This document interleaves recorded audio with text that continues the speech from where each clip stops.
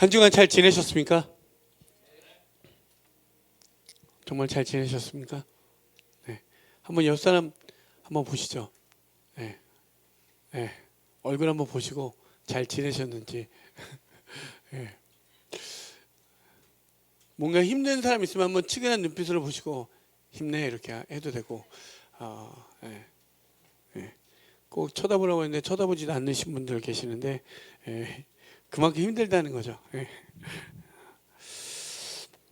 여러분, 제가 말씀을 통해서 데살로니가 교회에 대해서 거의 근 한 달 동안 이야기했습니다. 그죠? 진짜 교회의 모습이 어떤지 우리가 말씀을 통해서 함께 배우고 배움을 배운다. 그러니까 우리가 보통 교회 와서 무엇을 배운다라고 생각하는 게 참 좀 이질감이 느낄 수 있지만, 여러분 사실 우리는 교회에 와서 하나님에 대해서 배우는 게 맞습니다. 하나님을 힘써 알아서 잘 배워서 그 하나님을 잘 배워 내가 온전히 어떻게 그것을 잘 소화하여 그 배운 대로 하나님의 말씀으로 살아가야 되죠. 그렇죠? 그리고 잘 배우는 건 왜 중요하냐면, 누군가에게 그 하나님을 소개할 때 있어서 하나님을 왜곡되게 하거나 하나님을 우리의 생각으로 더하거나 뺄 수 없기 때문에 잘 배워서 그들도 하나님을 알게끔 하는 것들이 우리에게 매우 중요하기 때문에 배우는 것은 매우 중요합니다. 그래서 여러분이 죽는 그날까지 인생은 배운다라고 이야기하잖아요. 배우는 거 싫어하시는 분들 계시겠지만, 그런 차원의 배움이 아니라 누군가를 사랑하는 삶이 생기고 누군가의 존재에 대해서 알게 되면 자꾸 알고 싶어지지 않습니까? 무언가 궁금하잖아요. 자꾸 알고 싶어지잖아요. 그렇죠? 그런 것처럼 무언가를 알게 되면 존재에 대해서 알고 싶어지게 되는 거예요. 신기하게도 그 존재에 대해서 알면 처음엔 좋았다가 좀 더 들어가 보니 하나님이 이런 분이야? 뭐 속상하기도 하고 여러 가지 감정들이 계속 통과 되어지다 보면 그 참된 자리, 마지막 창세기에서 이야기했던 이야기가 요한계시록에서 완성된 그 이야기가 납득되어지고 인정되어지는 자리로 들어갑니다. 근데 그 존재를 알아갈 때, 여러분 누군가를 알 때 매우 이성적으로 알기도 하고 감성적으로 알기도 하고 여러 가지 감정을 우리가 통과하잖아요. 그런데 우리가 하나님을 우리가 성령의 어떤 체험을 통해서도 알기도 하고 말씀을 통해 말씀이 우리를 배우게 하게끔 하셔서 그 하나님을 온전히 알게 돼요. 그게 우리의 감정으로 얘기해 보면 감정이 되기도 하고 이성적으로 알기도 하잖아요. 그렇죠? 저 사람은 저러니까 저렇게 해서 딱 데이터에서 나와 한 딱 몇 미터의 거리를 유지하면서 관계를 유지하겠다. 아무리 우리가 그렇게 판단해도 여러분 마음이 그렇지 않잖아요. 어느 날 어떤 한 형제가 한 자매가 아프면 난 더 이상 저 사람과 관계하면 내 머리가 골치가 아파지는데, 하지만 때로는 그의 아픔과 그의 사정을 내 마음처럼 느끼게 하고 경험케 돼서 들어가서 그의 손을 잡아주고 일으켜 세워주기도 하잖아요.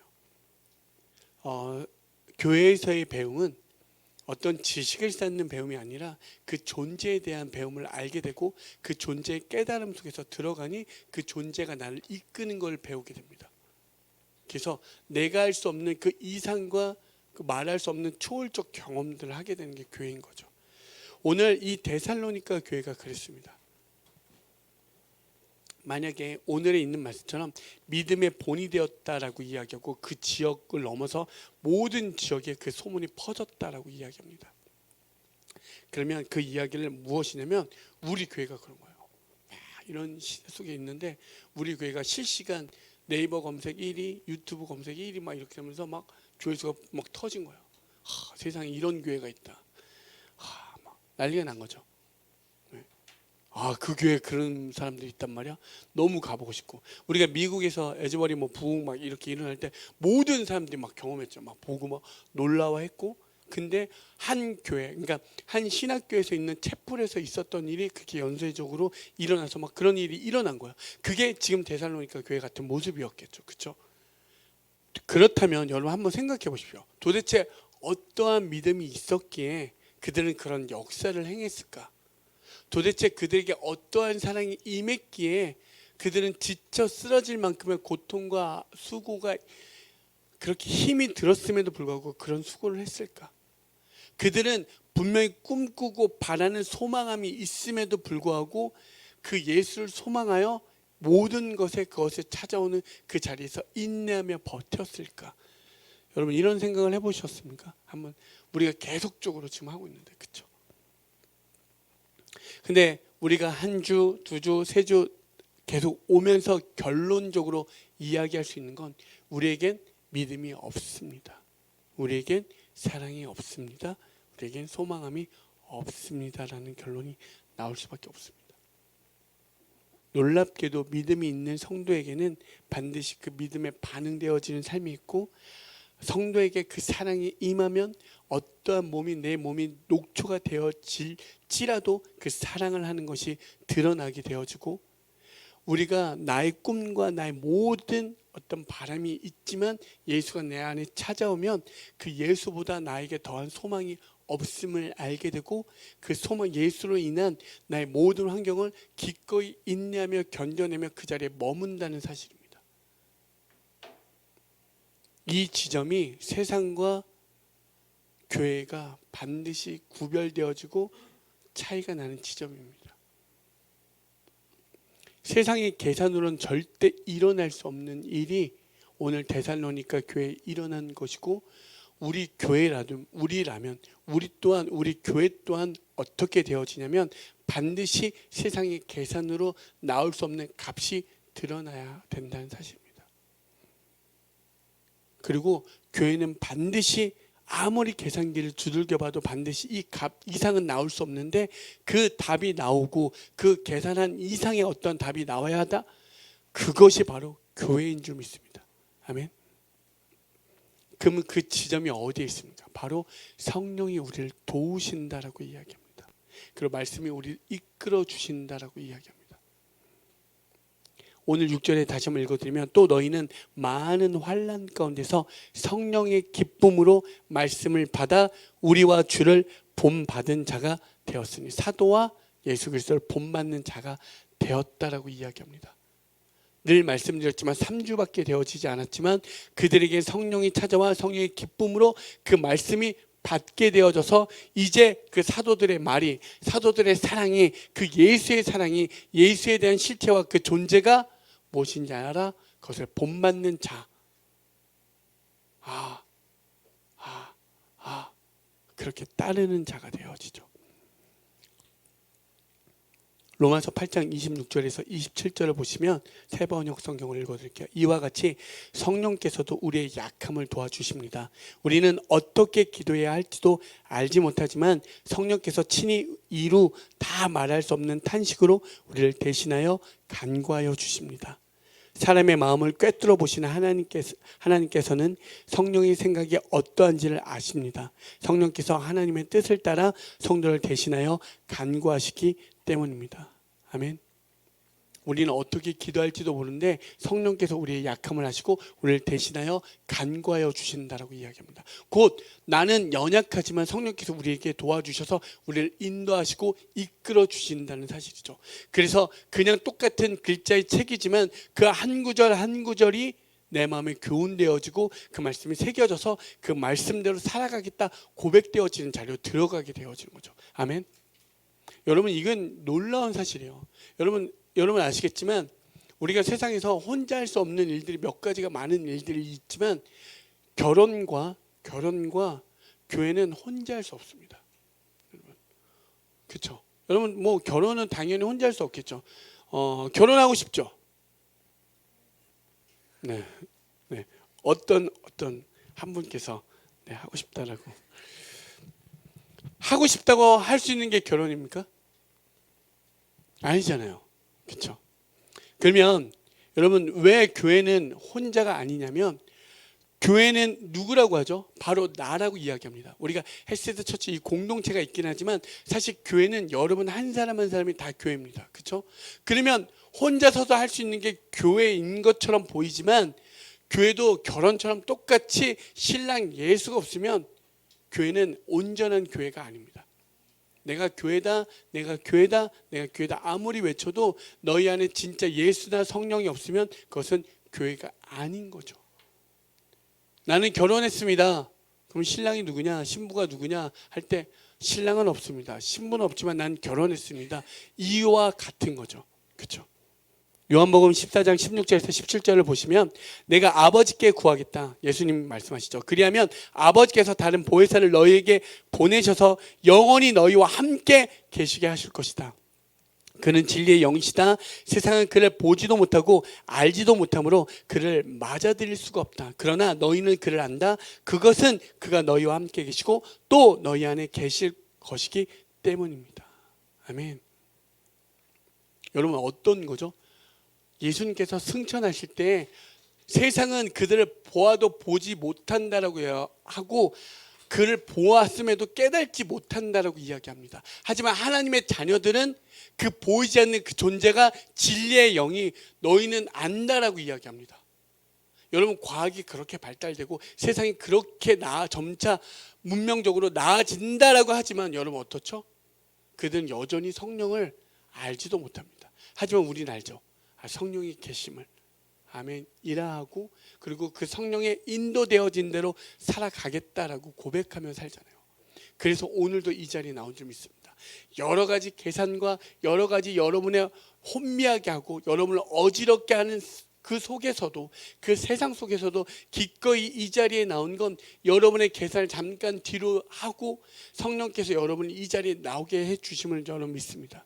아멘. 그래서 교회는 절대 혼자일 수가 없습니다. 내 의지로 나온 것 같지만 돌이켜보면 내 의지가 아닌 그 성령께서 함께 주셔야지만 이 자리에 나온 줄 믿습니다. 아멘. 왜냐하면 여러분도 아시겠지만 성령이 임하기 전과 임한 후의 삶은 완전히 달라져요.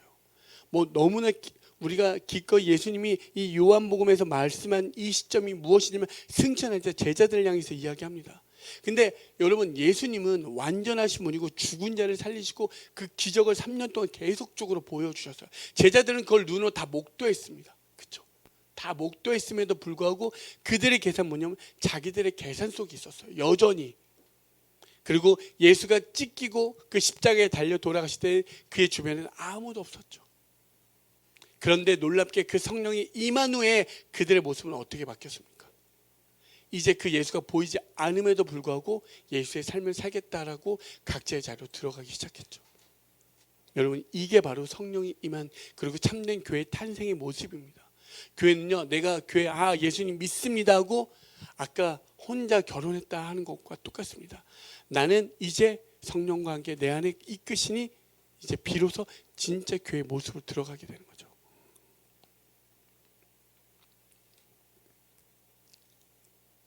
그런 성경이 아까도 말씀드렸지만 교회는 혼자일 수 없는 게 무엇이냐면 인간은 죄인이기 때문에 인간이 교회에 여러분에게 은혜가 임할 때가 기억해 보십시오. 갑자기 쏟아지는 은혜들이 임할 때 그 순간 너무 짧아도 줬으니 한번 그 순간을 생각해 보십시오. 눈물이 흘리고 그 순간 그렇죠? 있죠. 근데 금세 망각해 버리잖아요. 성경은 계속적으로 우리 사람들을 향해서 이야기하는 게 무엇이냐면 너희들은 죄인이라고 이야기합니다. 죄인. 가장 불편한 이야기죠. 무슨 죄를 자꾸 그렇게 졌다고 죄인이라고 하는지. 그런데 성령이 임하면 내가 죄인임을 알아 자꾸 회개하게 되죠. 작은 실수, 작은 넘어짐, 작은 어떠한 것에도 나의 어떤 불편한 마음, 나의 갈라진 마음에도 하나님께 자꾸 토라하고 하나님, 저는 죄인입니다. 용서하여 주시옵소서라고 고백하게 되죠. 그리고 깨닫게 되어집니다. 나는 내 인생을 내 스스로 구원할 수 없는 자이구나. 그래서 구하게 되어지죠. 사도 바울 또한 그렇게 이야기합니다. 여러분, 너무나 유명한 말씀이기도 하지만 로마서 7장 21절부터 25절을 보시면 여기에서 나는 법칙 하나를 발견하였습니다. 곧 나는 선을 행하려고 하는데 그러한 나에게 악이 붙어 있다는 것입니다. 나는 속사람은 하나님의 법을 즐거워하나 내 지체에는 다른 법이 있어서 내 마음의 법과 맞서서 싸우며 내 지체에 있는 죄의 법에 나를 포로로 만드는 것을 봅니다. 나는 비참한 사람입니다. 누가 이 죽음의 몸에서 나를 건져 주시겠습니까? 우리 주 예수 그리스도를 통하여 나를 건져 주신 하나님께 감사드립니다. 그러니 나 자신은 마음으로는 하나님의 법을 섬기고 육신으로는 죄의 법을 섬기고 있습니다. 사도 바울은 흠이 없었던 사람이고 바리새인 중에 바리새인이었습니다. 그렇죠? 근데 그가 로마서 7장에 고백하는 것은 나는 내 마음은 진짜 선을 행하고 싶어도 여전히 그 반대 길을 선택하고 나 힘으로는 불가능하다라는 것을 로마서 7장에게 아주 정확하게 고백하고 있습니다. 여러분, 이 사도 바울의 고백은 여러분 정말 이분은 바리새인이라고 생각할 때 자꾸 나쁜 사람이라고 하지만 여러분 그들은 자기의 재산을 팔아서 막 가난한 사람에게 나눠주고 정말 대단해요. 그 율법을 지키려고 그 율법을 지키기 위해서 더한 규칙과 법칙을 만들어서 지켰던 사람들입니다.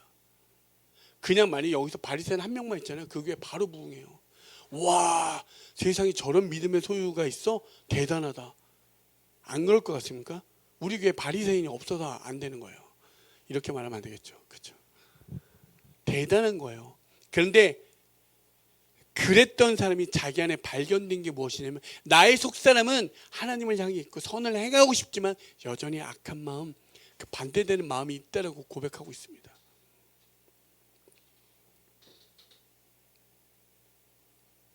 그래서 교회는 절대 혼자일 수가 없습니다. 교회의 완성은 성령 세례를 받아야 되는 것을 우리에게 정확하게 이야기하고 있고요. 그것은 보이지 않습니다. 눈에 드러나지도 않고요. 근데 성령을 임한 자들은 기꺼이 오늘처럼 내 자리가 어떠하던 간에 그 자리로 묵묵히 걸어가게 되고 그 자리를 지키게 되고 그 자리 가운데서 나의 것을 쪼개어 그들에게 나눠주는 자리로 들어간다는 사실입니다. 신기하지 않습니까? 성령이 임하면 내가 죄인임을 고백하여 날마다 회개해요. 뭐 이렇게 회개할 게 많냐라고 하지만 여러분 안에 있는 마음에 그 악한 마음을 자꾸 토로하게 되지 않습니까? 하나님, 나 진짜 이렇게 안 되네요. 여전히 그렇게 된 줄 알고 그렇게 살았는데 여전히 저한테는 죄밖에 없습니다. 그런데 그게 내가 막 그냥 어떤 성격 때문이 아니라 그 성령이 나를 자꾸 견책하고 나를 밀어세워 그렇게 회개끔 하고 고백하게끔 하잖아요. 그리고 날마다 주님을 찾게끔 하잖아요. 그렇죠? 그리고 이제 이 세상의 질서 가운데 있지만 세상의 질서는 그 피라미드, 여러분 피라미드처럼 모든 분포들은 그 정점이 있어야지만 여러분 어떠한 것들이 여러분의 꿈을 이루기 위해서는 10%도 아니에요. 20%도 아니에요. 1% 안에 들어가야 그 꿈에서 여러분의 삶을 이뤄낼 수 있습니다. 그런데 놀랍게도 그 피라미드 세상의 질서가 기꺼이 깨지고 하나님의 질서를 나 안에 세워 그 질서로 살아가려고 노력하게 되는 거죠. 아멘. 그게 성령의 임한 자들의 모습입니다. 성령의 임한 자들의 모습. 그리고 내 힘으로는 절대 불가능합니다 라는 것을 매일같이 고백하게 되는 거죠. 여러분 꼭 갈라디아 2장 20절을 우리 외우시길 바랍니다. 내가 그리스도와 함께 십자가에 못 박혔나니 그런즉 이제는 내가 사는 것이 아니요 오직 내 안에 그리스도께서 사시는 것이라. 이제 내가 육체 가운데 사는 것은 나를 사랑하사 나를 위하여 자기 자신을 버리신 하나님 아들을 믿는 믿음 안에서 사는 것이라. 아멘. 오늘의 찬양처럼 오늘의 말씀처럼 여러분 우리의 믿음은요 금세 멈춰서게 됩니다. 왜 여러분 안에 믿음이 없겠습니까? 여러분 안에 성령이 없겠습니까? 있죠. 은혜 받을 때 있죠. 그냥 찬양을 할 때도 여러분 말할 수 없는 눈물을 흘릴 때가 있었고 그냥 겉만 코드 하나만 눌렀는데도 말할 수 없는 막 밀려오는 어떤 성령의 기쁨들이 있었잖아요. 그렇지만 우리의 믿음이 어느 순간 맞닥뜨리는 순간 내가 계산하지 못한 순간이 마주하는 순간 여러분에게 광야가 마주하는 순간 우리의 믿음은 없죠. 어떻게 됩니까? 멈춰서게 되잖아요. 여러분 기꺼이 내어주고 사랑을 아끼지 않고 내어주지만 여러분 여러분의 사랑이 그들에게 의해서 훼손당하면 그 사랑을 멈춰버리지 않습니까? 나는 이렇게 사랑을 베푸는데 넌 이렇게밖에 안 해? 난 너한테 10,000원 했는데 넌 1,000원밖에 안 해? 넌 왜 그래? 넌 왜 그래? 넌 왜 그래? 넌 왜 그래? 그렇게 되지 않습니까? 안 그렇습니까? 금세 멈춰버리고 싶은 게 우리의 마음이에요. 데살로니가 교회는 꿈이 없어요. 나는 이제 예수를 믿기 시작했어. 내 유대교야. 다 반대. 오빠 예수님 잠깐만 내려놔. 나랑 결혼하고 그때 다시 믿으면 안 돼? 이런 건 없었을까요? 여러분 생각해 보십시오. 우리가 너무 멀리 있는 꿈나무란다. 어떤 꿈꾸는 이야기를 생각해 보지 마십시오. 그냥 여러분 삶에 적용해 보십시오. 잠깐만 교회 안 다니면 되잖아. 그러면 되잖아. 예수님 안 믿는다고 하고 그냥 나 유대교라고 하면 되잖아. 잠깐만 눈 감어. 나 안 사랑해? 꼭 이런 걸로 해요. 아, 안 사랑해? 사랑은 하는데 예수는 버릴 수 없어. 그럼 나 안 사랑하네. 여기까지야. 여러분, 이런 소망이 없었을까요? 있었다고 봐요, 저는. 근데 예수를 믿는 순간 이 모든 게 다 깨지는 거예요. 사랑해서 난 널 떠날게. 뭐 이런 거. 말도 안 되는 드라마 같은 내용들. 여러분, 예수를 믿으면 이런 일들이 반드시 일어납니다. 나의 꿈, 나의 어떤 바람, 이 모든 것을 멈춰서게 되는 거예요. 거기에서 찾아온 환난과 핍박과 이 모든 것을 기꺼이 인내하며 견뎌내는 거예요. 그냥 받아내는 거예요. 창이 날라와도 찔림을 당하고 화를 쏟아도 그냥 맞는 거예요. 왜? 그 예수가 내 안에 찾아오니까. 성령께서 그것이 성령의 기쁨이라는 거, 여러분 환난에서 기쁨을 찾는다는 건 말이 안 되잖아요. 근데 그 성령이 임할 때 그 말로 할 수 없는 그 상황 속에서 그것이 기쁨돼요. 그 기쁨이라는 거 정신이 나간 막 그런 혼자 그런 게 아니라 말할 수 없는 형용할 수 없는 그 영광의 무게가 우리에게 찾아오니 내 소망을 멈춰서게 되는 거죠. 성도는요 절대 혼자서 내 믿음으로 내 사랑으로 내 소망함으로 절대 신앙을 지킬 수가 없습니다. 성령께서 도와주셔야지만 이 모든 것이 능히 감당되어지고 감수할 수 있고 이겨낼 수 있고 승리할 수 있다라고 이야기할 수 있죠. 오늘 그 모습이 바로 이 데살로니가 교회에 있었던 것입니다. 그들이 그렇게 살아날 때 온 각처에 그것이 소문이 났고 그 소문은 복음이 퍼졌다라고 이야기하는 거예요. 여러분, 많은 사람이 아닙니다. 여러분이 그렇게 살아갈 때 그 지역이 반드시 변할 줄 믿습니다. 여러분 한 사람 때문에. 성경은요 놀랍게도 우리가 이런 공동체가 있지만 오늘 시온이 기도 하나 때문에 우리 공동체가 깨달아질 줄 믿습니다. 오늘 이 자리에서 난 기쁘지 않지만 기쁨으로 선포하며 나아갈 때 인도자의 한 목소리가 우리를 기쁨으로 인도할 줄 믿습니다. 여러분 진짜 놀랍습니다. 교회는요 절대로 다수가 아니에요. 여기 있는 사람이 제가 말씀을 전했다고 해서 우리 목사님 아멘 다 그럴 것 같습니까? 아니요. 들을 자는 그 말씀을 들어서 깨달아서 그 말씀으로 살아가려고 하고요. 왜 이렇게 말씀이 길어 또 졸려서 그냥 잠만 자려고 하고 싶은 사람이 있고 빨리 끝나라 하고 싶은 사람도 있어요. 없겠습니까? 맞습니다. 하지만 그 한 사람이 여러분 변화시키는 줄 믿습니다. 여러분 절대 두 사람도 아니에요. 그 기도하는 한 사람, 너무나 그냥 뻔한 이야기도 우리 교회 다니면 많이 듣는 이야기죠. 기도하는 한 사람이 기도하는 어떤 것보다 민족보다 훨씬 더 위대하다 막 이런 얘기를 많이 하잖아요. 어떤 기도하는 사람을 위대하다 막 표방하는 게 아니라 진짜 기도는 하나님과의 접촉됨과 하나님의 뜻을 알아 살아가는 그 사람으로 인하여 그 지역이 바뀐다니까요. 잠언 11장 11절에 이야기잖아요. 형통한 자, 의인된 자라의 기도는 그 삶은 그 성읍을 바꾸게 하고 부흥케 흥하게 한다라고 이야기합니다. 악인은요 그가 입을 열 때마다 그냥 망한다라고 이야기합니다. 다 망해라 이렇게 하고 싶습니까? 의인의 길로 걸어가십시오. 그 한 사람은 그 주변을 흥하게 합니다. 여러분 악인이라 해서 여러분이 악한 게 아니라 하나님을 떠난 자들이 악하다라고 이야기하는 겁니다. 하나님을 떠난 자들. 내가 떠나 그렇게 살 때 나는 부해질지 모르지만 여러분 그 삶은 반드시 망하는 자리로 들어간다라고 성경은 정확하게 우리에게 말씀하고 있고 저는 그 말씀이 새겨지니 그 말씀에 정말 그 말씀대로 들어가지 않게 해서 오늘도 애쓰고 힘쓰고 아둥바둥하는 겁니다. 그래서 여러분 우리의 이제 기도를 바꿔야 될 줄 믿습니다. 우리가 보통 기도할 때 어떻게 기도합니까?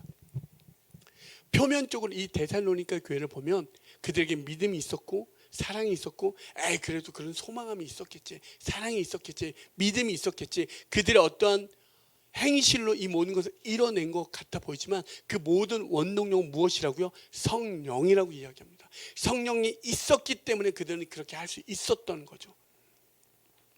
그렇다면 여러분 이제 우리가 이런 거 있죠. 기도할 때 하나님 저에게 믿음을 주십시오. 역사를 쓰겠습니다. 하나님 저에게 사랑을 주십시오. 그러면 제가 어떠한 상황에서도 수고를 아끼지 아니하겠습니다. 하나님 저에게 소망을 주십시오. 그러면 인내하겠습니다. 무엇을 주시면 제가 그렇게 하겠습니다. 무엇을 주시면 제가 그렇게 하겠습니다. 여러분 오늘 로또를 다 사시면 어떻게 하시겠습니까? 하나님께 다 바치겠습니까? 아멘 하신 분. 여러분 우리 그런 거 많이 하잖아요. 하나님과 많이 딜 많이 하시지 않습니까? 하나님 대학만 붙여주시면 제가 정말 믿음대로 날마다 그렇게 살겠습니다. 여러분 하나님하고 딜하고 완성된 적 있죠? 그러니까 하나님과 약속이 이루어진 적 있으시죠? 그렇죠? 누구에게나 여전히 여러분에게 하나님과 딜하지 마십시오. 무엇을 주시면 우리가 그렇게 하겠다? 정말 미안하지만 똥 같은 소리입니다. 여러분에게 그거 주잖아요.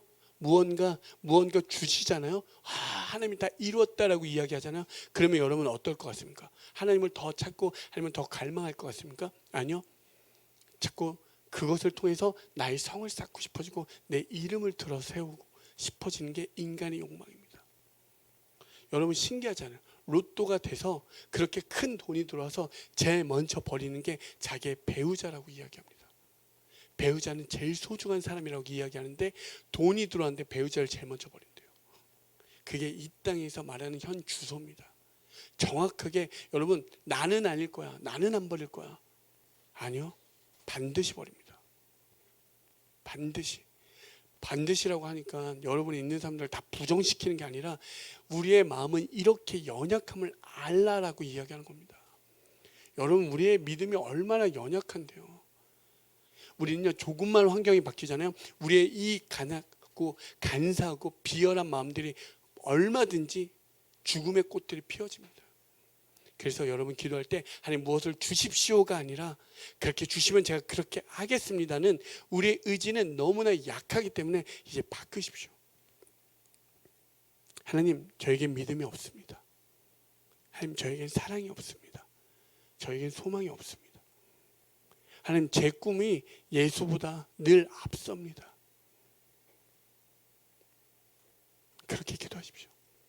그렇게 기도할 때 하나님 저에게 성령님 날 인도하여 주시옵소서. 성령님 날 인도해 달라고. 하나님 주의 그늘알게 거하게 하사 주의 사랑을 부어주십시오. 그리고 주님 내 안에 찾아오셔서 주님 나의 소망되게 하여 주시옵소서. 이렇게 하는 수동적인 기도가 여러분 아까 전에 드렸던 그 능동적인 기도보다 훨씬 더 어렵습니다. 왜요? 그런 수동적인 기도는요 나를 되게 초라하게 만들고 내가 별 볼 일 없는 사람처럼 만들어버리고 내가 아무것도 아닌 사람을 자꾸 만들어버립니다. 그럼 뭐야? 나라는 사람 뭐야? 자꾸 이런 질문이 되어지거든요. 그런데 이러한 기도는 진짜 자기를 부인하는 자리로 들어가게 되는 것이고요. 성령을 초청하는 자리가 되어지는 것이고요. 그 예수를 내가 주인으로 받아들이겠다는 진짜 참된 기도인 줄 믿습니다. 여러분 기도에도 여러 가지 방법적인 거 물론 우리가 따로 그런 시간들도 설명할 수 있고 우리가 그렇게 배우는 시간도 필요하지만 여러분 기도에 대해서 한번 다시금 우리 한번 재정립해 보시면 여러분 무언가 주실 때 나는 그렇게 하겠습니다라는 기도는 너무나 많은 곳곳에 함정들이 있습니다. 물론 어떤 것에 응답받아 그렇게 하시는 분도 계실 수 있습니다. 하지만 그 안에는 너무나 많은 함정들이 있어서 우리를 올무에 빠뜨린 일들이 많으니 나는 믿음이 없음을 발견하시고 나의 사랑 없음을 발견하시고 나의 소망함이 없음을 발견하셔서 주님 성령님 날 인도하여 주시옵소서. 주님 나에게 사랑을 부어주시옵소서. 주님 나의 이 세상의 어떠한 소망보다 예수가 나의 소망 되게 하여 주시옵소서 라고 기도하십시오. 그때 여러분 그 기도가 성령께서 나를 그 참된 자리로 인도하실 것이고요. 믿음이 없는 상황, 내 환경과 상황 속에서 믿음이 있다 말할 수 없는 그 자리에서 난 믿음을 선포하게 될 것이고요. 사랑이 없는 그 황무지 같은 곳에서 나는 어느 순간 그 사랑을 깨트려 흘러보내는 자가 되어 물된 동산이 될 줄 믿습니다. 소망 없는 이 땅 가운데 예수를 소망하여 내가 나아갈 때 그들에게 어둠 가운데 있는 이들에게 참된 빛을 소개하고 그들의 손을 잡고 그 빛으로 자꾸 인도하게 될 줄 믿습니다. 아멘. 여러분 이게 바로 자기를 부인하는 참된 기도인 줄 믿고 이것이 바로 예수를 진짜 내 안에 주인으로 여기며 나아가는 기도인 줄 믿습니다. 예수님의 진짜 수제자, 예수님의 수제자도 성령 세례를 받기 전에는 무려 3번이나 배신했습니다. 저를 배신한 분들 많이 계시죠 여기. 네. 여기 배신한 분들 이렇게 말하니까 뭔 소리야 이렇게 하시겠지만 예수님도 자기가 가르쳤던 제자에게 무려 3번이나 부인을 당했습니다. 배신당했죠. 배반당했죠. 근데 성령이 임할 때 그는 기꺼이 이제 예수의 삶을 살기 시작했습니다. 여러분, 우리는 실수할 수 있습니다. 그리고 배반할 수 있습니다. 하지만 그 자리에서 빨리 멈춰 서시고 회개하시고 예수의 삶을 들어가는 우리가 되어지길 소망합니다. 복음은요, 복음이란 좁은 문으로 들어간 사람은 거의 없습니다. 안타깝게도 우리는 그 복음을 죽여서라도 넓은 문으로 들어가고 싶죠. 복음을 죽인다는 건 예수를 수단 삼아 나를 드러내는 그 넓은 문으로 들어가고 싶은 게 우리의 속성입니다. 근데 복음을 경험한 자들, 그 예수를 경험한 자들은 기꺼이 이제 좁은 문으로 들어가게 되는 거죠. 좁은 문으로. 그래서 여러분, 우리는 복음을 죽였던 삶에서 이제 나를 죽여 복음을 전하는 삶으로 들어간 줄 믿습니다.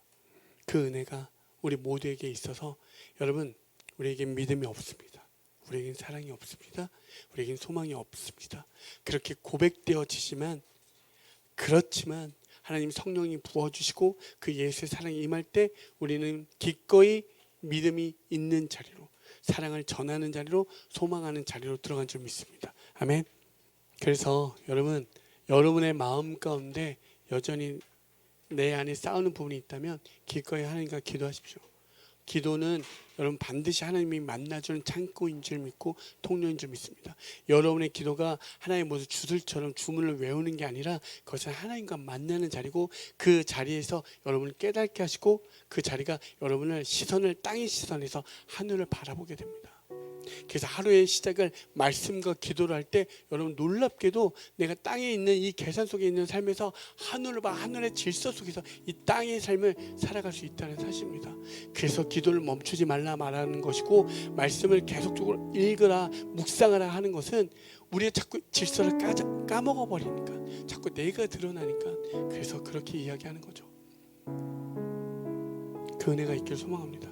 그 은혜가 정말 있길 소망하여서 오늘의 기도처럼, 오늘 기도 가운데 이야기한 것처럼 모든 교회들이 세상의 질서로 만들어진 교회가 되어질 때 정말 예수의 마음으로, 예수가 내 안에 찾아와 예수가 우리 주인 되어 각 지체가 서로 합력하여 선을 이뤄 정말 이 땅의 이 교회만큼은 정말 예수의 삶을 살아내는 교회구나, 그런 고백을 듣는, 그래서 세상 사람도 그 믿음의 본이라 불려지는 그 헬세드 처치가, 헬세드 교회가, 그래서 이것이 온 복음이 흘러가 그들에게도 그 복음이 전하여, 그러면 형제여 어찌할꼬 물어왔던 그 사도행전의 고백처럼 많은 이들이 도대체 그럼 내가 어떻게 살아야 됩니까? 라고 물어오는 그 은혜가 여러분 안에 있길 소망합니다.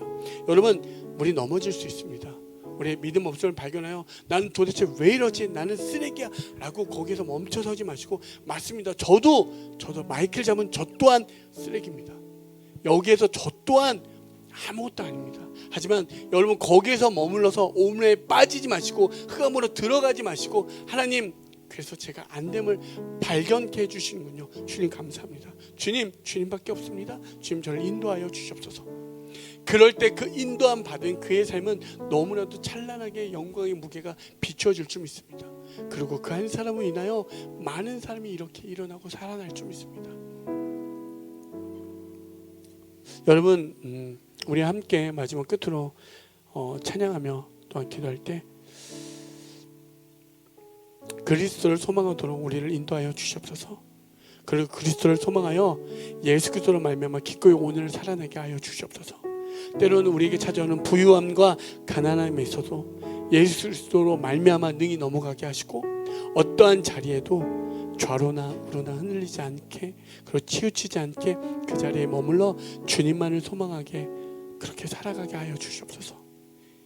예수님이 그랬듯이 성령의 기쁨으로 오늘을 승리하게 하여 주시옵소서. 그렇게 고백하며 나아가는 저와 여러분이 되어지길 그렇게 기도하며 나아가겠습니다.